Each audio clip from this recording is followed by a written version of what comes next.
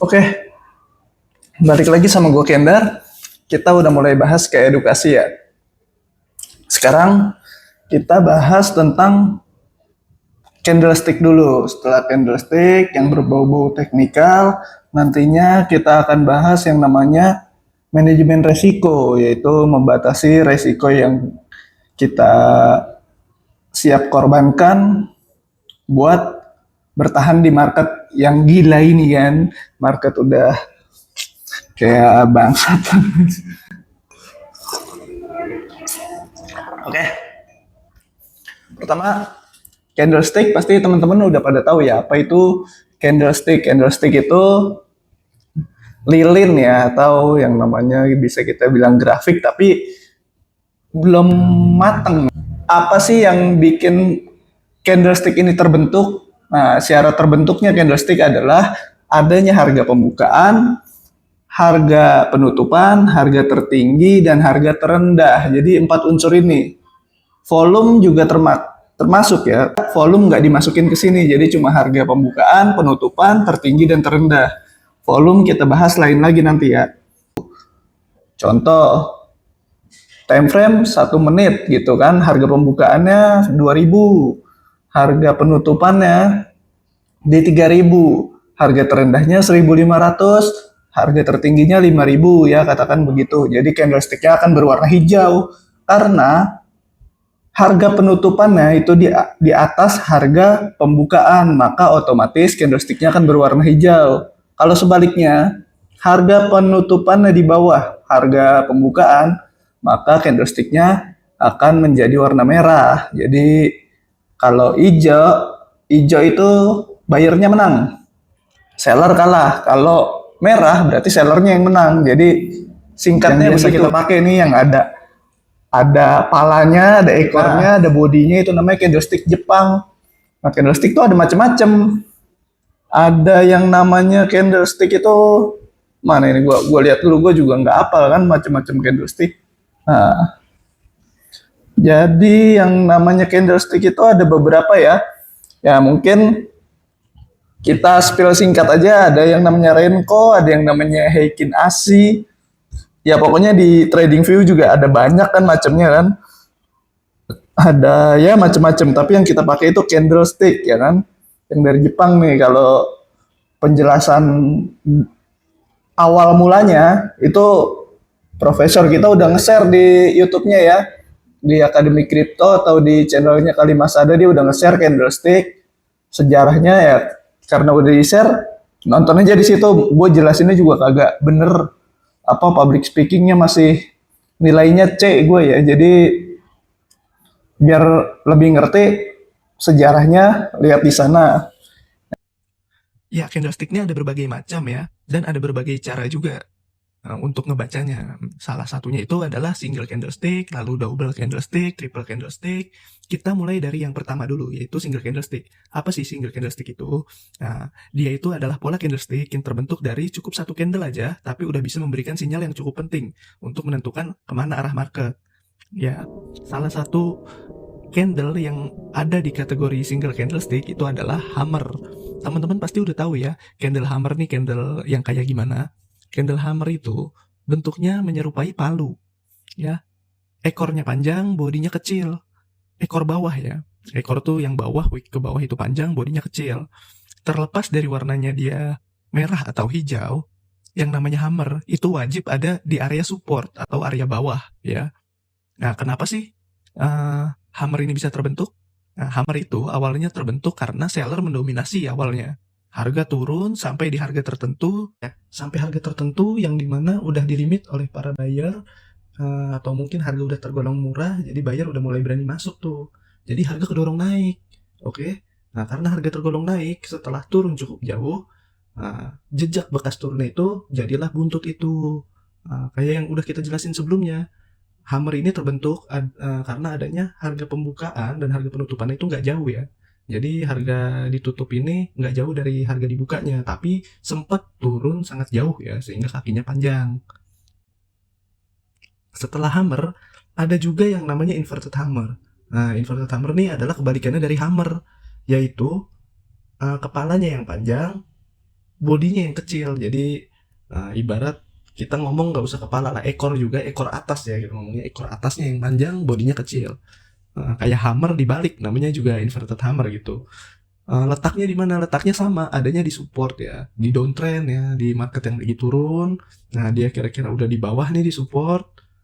Ada yang namanya inverted hammer, kita mungkin boleh cari ancang-ancang untuk cari entry long. Tapi menurut gue pribadi, inverted hammer dan hammer itu lebih populer hammer ya, karena inverted hammer ini secara nilai 1-10 tuh gue nilai 6 lah inverted hammer. Tapi kalau hammer itu 8,5 mungkin, oke? Nah, setelah inverted hammer, ada juga yang namanya hanging man ya. Teman-teman harus tahu nih, hanging man sama hammer karena bentuknya sama. Teman-teman harus bisa bedain. Nah, bentuknya sama, bedainnya gimana? Nah, hanging man itu adanya di resisten atau di atas ya. Market lagi naik, udah nyampe atas, ada hanging man, ya kan? Berarti tandanya market mulai reversal turun. Kayak gitu. Meskipun nggak valid, ini kan cuma sekedar info dasar aja ya. Teman-teman harus bisa tahu di market yang lagi naik tuh tanda-tanda terjeda lah, atau biasanya kalaupun nggak turun, kalau ada hanging man, dia sempat konsol dulu. Konsol tuh apa? Konsolidasi. Dia di area situ sebentar. Terlepas dia jadi turun atau enggak ya itu kan tergantung ya. Nggak valid juga hanging man ini. Menurut gua rate 1-10 itu sama kayak inverted hammer ya. Di 6 ya. Jadi kurang ya buat gua, tapi teman-teman juga harus tahu meskipun kurang ini juga sering diperhatikan loh hanging man ini. Dia muncul di uptrend, inget ya. Kalau hammer di bawah, hanging man itu di atas munculnya. Sama dia buat arah pembalikan arah juga dia hanging man nih. Nah, setelah hanging man ada yang namanya tuh shooting star ya kan. Nah, ini shooting star nih candle favorit juga nih untuk orang-orang. Jadi hammer dan shooting star ini sama dia nilainya tuh kisaran di 8,5 kalau 1-10 ya menurut gua. Ini kan menurut gua pribadi. Daripada teman-teman nyari misalnya kalau mau entry short nyari hanging man apa nyari shooting star gitu. Kalau gue sih shooting star gitu kan. Kenapa sih shooting star? Nah, karena shooting star tuh sama kayak hammer tadi. Buyer udah dorong kuat ke atas.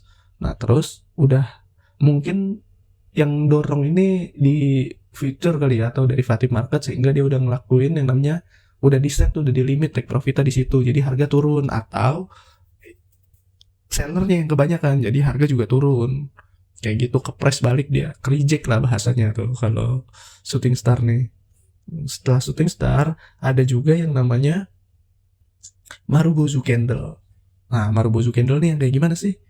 Yang gemuk, mau merah kek mau hijau kek, dia gemuk, tinggal letaknya aja. Kalau bullish Marubozu ya hijau, kalau bearish ya merah gitu. Tapi Marubozu ini tandanya adalah buyer ini kalau hijau ya, Marubozu hijau itu buyer nih menang telak lah, seller nggak ada perlawanan. Jadi Marubozu ini candle andalan gua rate-nya 9 ya kalau Marubozu. Gua pribadi ini balik lagi kita kasih rate kan biar enak teman-teman juga. Setelah Marubozu ada juga yang namanya doji ya. Doji ini ada banyak nih yang kita bahas ini, yang namanya long leg doji. Oke. Long leg doji ini bodinya kecil banget, hampir kayak garis ya kan. Wick atas panjang, wick bawah juga panjang. Ini menunjukkan harganya tuh terlalu volatil, liar. Nah, kalau mau entry jauh-jauh deh dari candle yang kayak gini. Artinya nih buyer sama seller tuh imbang ya kekuatannya. Jadi kita pun menentukan arahnya juga bingung ya, dia mau naik apa turun. Mungkin kita tunggu candle setelahnya apa, atau tunggu apa namanya, kita lihat juga posisi harganya lagi di resisten atau lagi di support kan, baru kita mungkin bisa tentuin. Tapi tetap ragu lah gue candle doji nih nilainya 5 kalau gue. Nah, tadi kita udah bahas long leg doji, sekarang masih di doji nih, kita bahas yang namanya dragonfly. Oke. Dragonfly doji ini open sama close-nya itu sangat tipis ya, kayak huruf T gitu bentuknya tuh kalau yang namanya dragonfly doji. Nah, harganya nih sama kayak hammer tadi, yaitu sellernya udah dorong ke bawah, bayarnya di bawah udah limit, dorong balik ke atas. Tapi menurut gua sellernya ini lebih dominan kalau di doji ini. tapi di akhir bayarnya masuk agak kuat. Nah, jadi harga ditutupnya di atas, di dekat sama open. Oke, artinya buyer ini ngepur, bro. Ngepur. Jadi seller dulu menang, dipur lah tuh sama buyer di akhir. Jadi ketutuplah di atas, di dekat harga entry. Ini Dragonfly Doji ini kalau ketemu di ibaratnya setelah retest ya, misalnya harga udah break resisten, terus dia turun, ngetes resisten tersebut, dan ada Dragonfly Doji, itu biasanya boleh lah buat yang namanya cari kesempatan untuk open posisi long gitu. Setelah Dragonfly Doji, ada juga yang namanya Gravestone Doji. Ya, itu adalah kebalikannya dari Dragonfly Doji. Bodinya tetap kecil, kayak huruf T tapi terbalik. Ya kebalikannya dari Dragonfly Doji tadi. Nah, keterangannya ini nih, lu baca sendiri dah. Sama kayak tadi. Cuma lu inget, cuma kebalik doang ibaratnya. Ya kan? Nah, setelah Gravestone Doji, ada juga yang namanya Doji ya, Doji biasa nih, ibaratnya Doji common, Doji biasa ya, Doji basic ya. Ini nih, bodinya kecil, wick atas nggak panjang, wick bawah juga nggak panjang, kayak plus lah kalau Doji biasa nih. Biasanya nih ada di, tergantung nih, biasanya kalau teman-teman nemu Doji di bawah, tiba-tiba tokennya naik tinggi, Doji 3 biji gitu kan, tahu-tahu ngepam. Jadi Doji ini abu-abu ya. Untuk Doji yang biasa ini nilai gue 7 lah ya. Tapi gue cenderung ngelong sih kalau Doji ini, kalau udah 3 gitu kan biasanya. Tapi posisinya harus disupport ya. Kita sekali lagi, ini cuma dukungan aja atau pengenalan awal. Sharing-sharing sedikit kan. Nah, setelah Doji, ada juga yang namanya for price Doji ya. For price Doji ini biasanya ada di candle atau di market-market yang setelah rupul ya, market mati ya. Jadi nggak ada pergerakan di situ. Biasanya kalau teman-teman turunin time frame ke time frame semenit gitu atau 5 menit dan marketnya jarang-jarang loncat-loncat, terus bentuk strip-strip begini, itu namanya nggak ada volume, transaksinya dikit kayak gitu ya, sepi ya, marketnya sepi, abu-abu kalau for price Doji kayak gini. Jadi kalau buat trading beneran ya, jauh-jauh dari for price Doji kayak gini, kecuali mau gambling ya nggak apa-apa. Nah, ada juga setelah kita bahas for price Doji ini kan udah ada nih yang basic, itu udah ada 6 candle. Nah, tapi kan banyak candle-candle yang mirip kan. Nah, candle-candle yang mirip ini gue pribadi doang kan, buat sharing doang kan ya kan, biar agak panjang dikit durasi YouTube gue gitu. Nah, kayak Hanging Man, Hammer gitu kan, Inverted Hammer, Shooting Star, kan mirip-mirip kan, cuma beda letaknya doang kan. Nah, itu kita kategorikan di yang namanya pin bar geng ya. Jadi dia nih geng pin bar, bro. Geng pin bar ya. Pin bar nih apa sih bedanya, apa sama Hanging Man gitu, sama Hammer segala macem kan.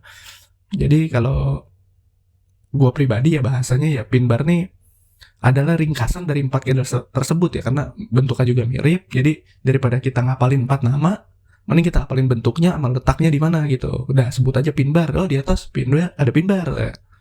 Di bawah pin bar juga gitu loh. Jadi biar gampang aja, mudah diingat gitu kan. This is a pin bar gang, bre, namanya, bre. Nah, setelah pin bar gang, tadi kita juga udah ngejelasin ada yang namanya Doji kan, Doji banyak kan. Nah, itu juga kita namakan namanya Doji Alliance. Anjay, aliansi Doji. Aliansi Doji ini semua sama, ragu-ragu. Jadi jauh-jauh lah dari yang namanya Doji-Doji begitu ya.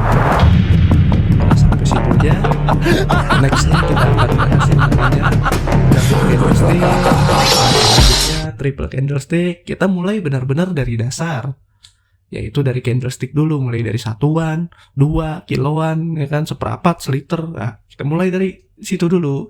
Ibarat beli beras, lu ngitung satuan dulu, baru pakai gelas tuh, tuang berapa gelas, baru pakai ukuran gitu. Ngaco kan lama-lama gue tuh.